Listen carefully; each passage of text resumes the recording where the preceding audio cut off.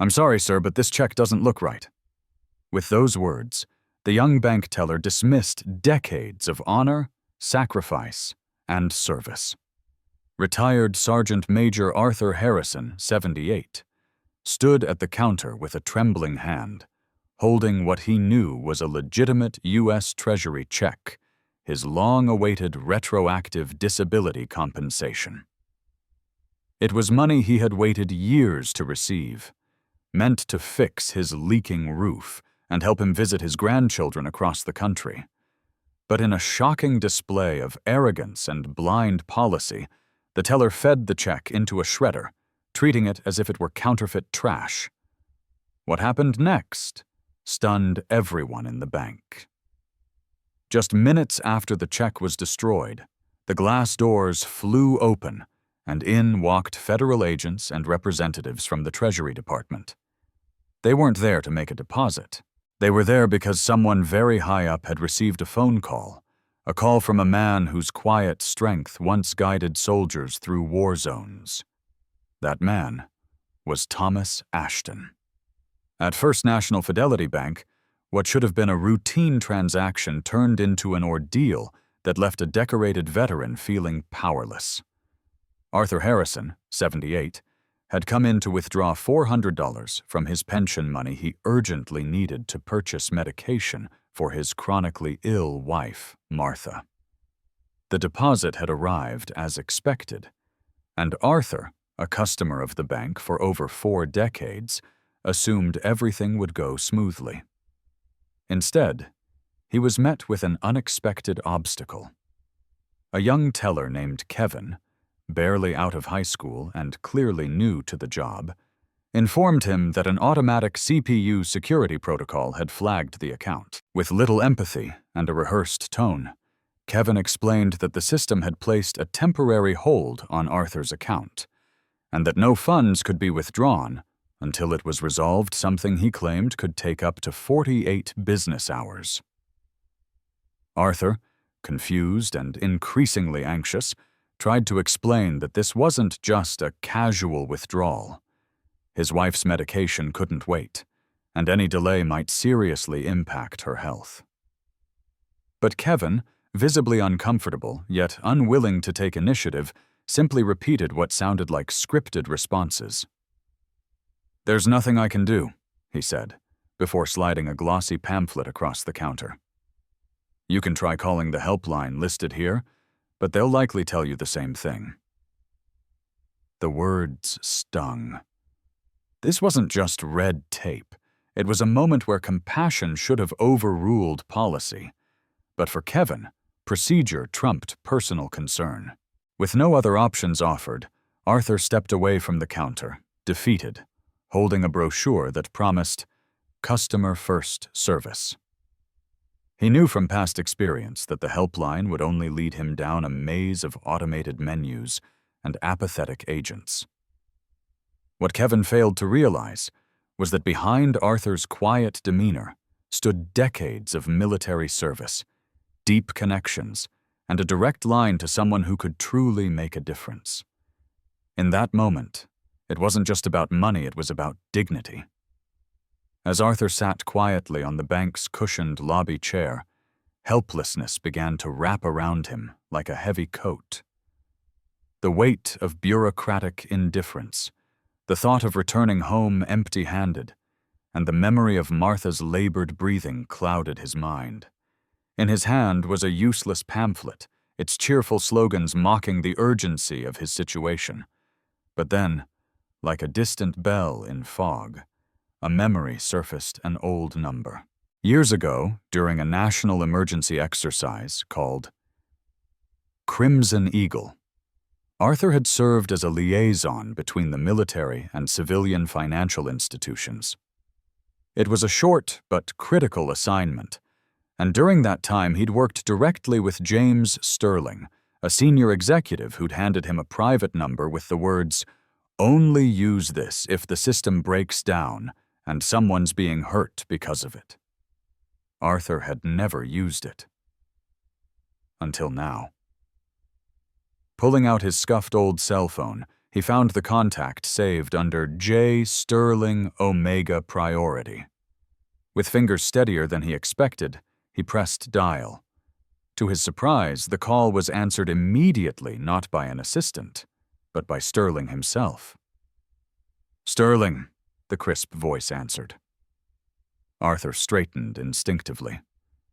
"Sir, this is Arthur Harrison.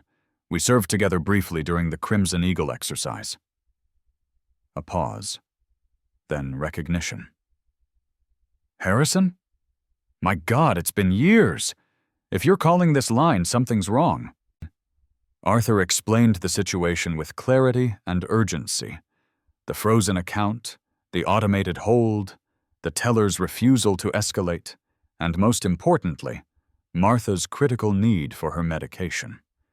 There was a short silence on the other end before Sterling's voice returned, cold and commanding. "I'm 7 minutes away from that branch. Do not move. This will be handled personally." The line went dead. Arthur sat stunned. For the first time all day, he felt a spark of hope. What Kevin and the others didn't realize was that behind this quiet veteran was not just a past, but a network, and a reputation earned through decades of service. Sometimes, all it takes is one call to remind the system who it was meant to serve. Precisely 7 minutes after Arthur's call ended, the glass doors of First National Fidelity Bank slid open with a sharp hiss. The quiet hum of the lobby came to a sudden halt as James Sterling, CEO of the entire banking corporation, strode in with the kind of presence that turned heads. Dressed in a dark, tailored suit, and flanked by 2 stern-looking aides, he walked straight toward Arthur, without so much as glancing at the teller counters or glass offices. "Arthur," he said, extending a firm hand, "it's good to see you, but I'm furious it's under these circumstances." His voice carried the kind of calm fury that sent chills down spines. Sterling scanned the room, his eyes settling on Kevin, the teller still behind his station. "You, teller, get your branch manager out here now and come with me." Kevin's expression shifted from smug detachment to full-blown panic as he scrambled to obey. Moments later, the branch manager, Ms. Evans, returned from lunch, only to be intercepted by Sterling's booming voice. "Your office, now! Bring Mr. Harrison's account file." She paled and rushed to comply. Inside the office, Sterling didn't sit.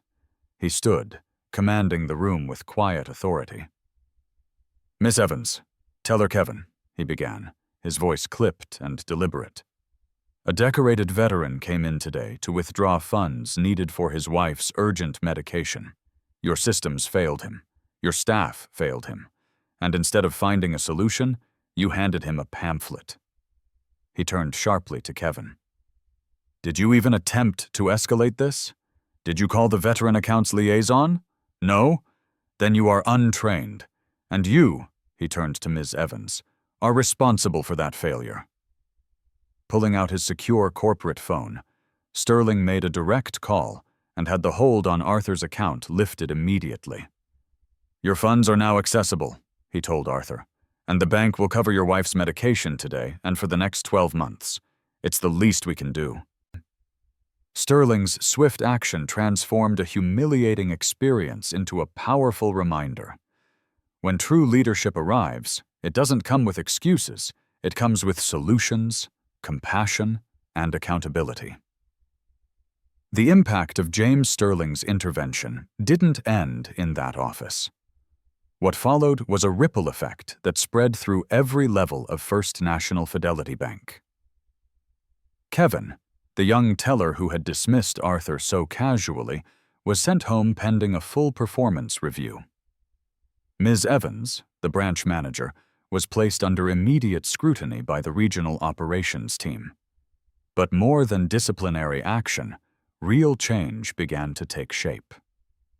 Within days, an internal memo was circulated across the entire banking network, launching the Veterans Priority Service Initiative, a company-wide mandate to ensure that no veteran would ever again be left helpless due to a system error or lack of empathy. This included simplified verification processes for pension accounts, direct access to human representatives for veteran-related issues, and mandatory training for all frontline staff, emphasizing compassion, discretion, and accountability.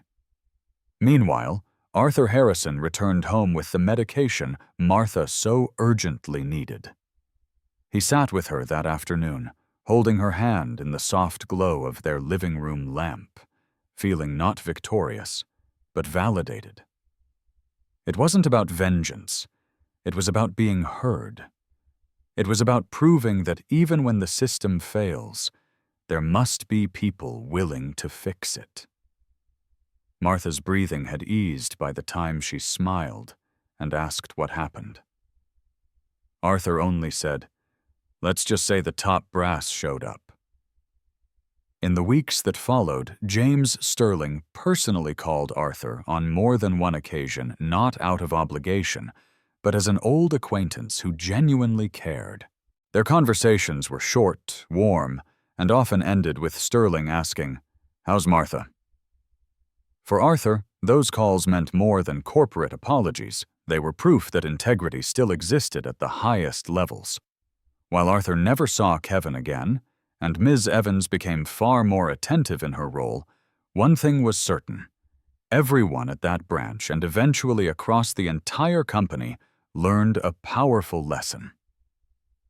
Systems may falter, but when leadership leads with heart, dignity is restored, and respect is earned all over again. Arthur Harrison, a 78-year-old decorated Army veteran, walked into First National Fidelity Bank expecting a routine transaction. Instead, he was met with an unexpected bureaucratic wall. His pension had just been deposited that morning, money he needed urgently to buy life-saving medication for his ailing wife, Martha. But a young, inexperienced teller named Kevin informed him that an automated CPU security hold had frozen his account and that there was nothing he could do. Arthur pleaded, explaining the urgency of his wife's condition, but Kevin merely slid a generic pamphlet across the counter with a customer service number, treating the situation as little more than a policy hiccup. Feeling helpless, Arthur sat on a lobby bench, the weight of responsibility and frustration pressing heavily on him. But then he remembered a direct line to James Sterling, the CEO of the bank's parent corporation, a man Arthur had worked with briefly during a national emergency liaison years ago. Arthur made the call. Within minutes, Sterling himself was on the phone, and within 7 minutes more, the CEO stormed into the branch, bypassing all protocol. What followed was a rare moment of corporate accountability. Sterling personally restored access to Arthur's funds, paid for Martha's medication out of his own discretionary fund, and launched a company-wide Veterans Priority Initiative. That day became a turning point, not just for Arthur, but for the bank itself. Staff were retrained, policy was rewritten, and a powerful message was delivered. No veteran should be sidelined by a machine or dismissed by an untrained teller.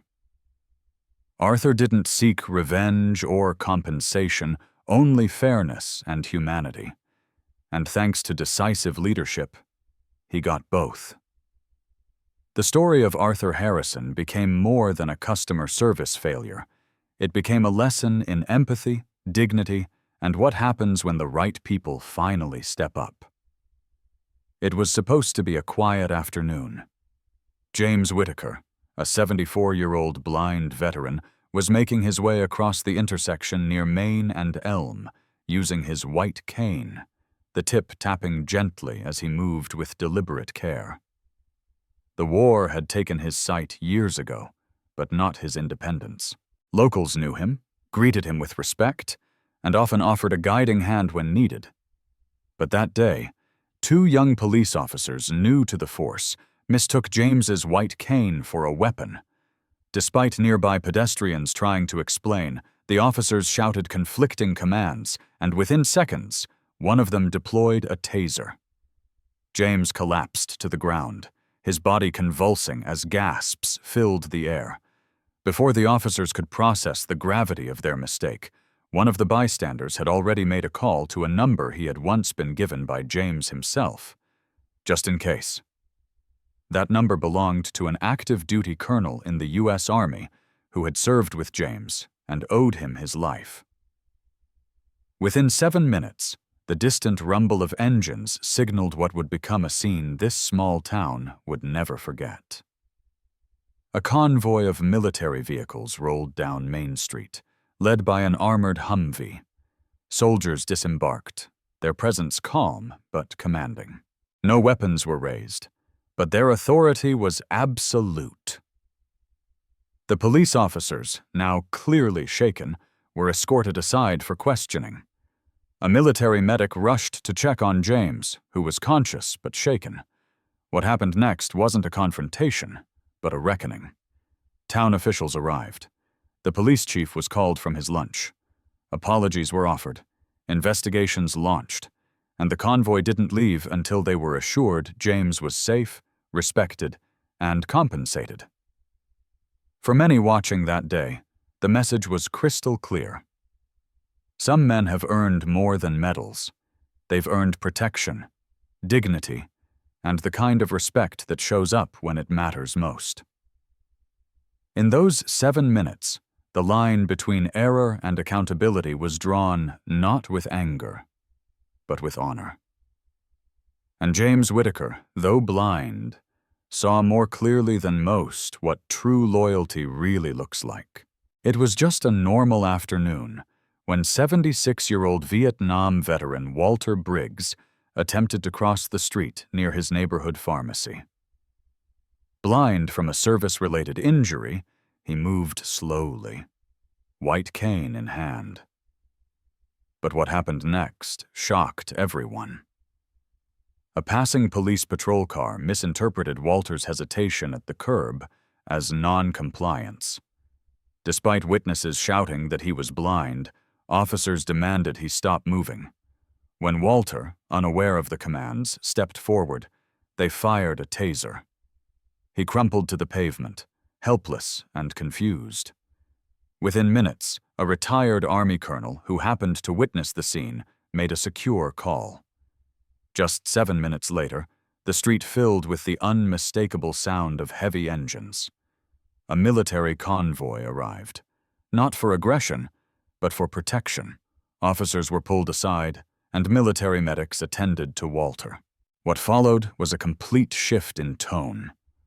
Local officials arrived, body cams were reviewed, and the police chief issued a public apology. The convoy didn't leave until Walter was safely transported home, with federal oversight promised. This powerful story reminds us that true honor doesn't expire with age or disability. Our veterans, especially those who've sacrificed so much, deserve patience, respect, and above all, dignity.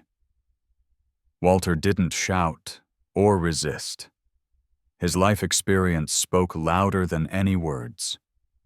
In a world that often moves too fast to notice the quiet heroes among us, may we slow down and truly see them. If this story touched your heart, share your thoughts in the comments. Have you or someone you know faced a moment of silent injustice? And if you believe our veterans should always be treated with the highest respect, subscribe to our channel for more powerful stories like this.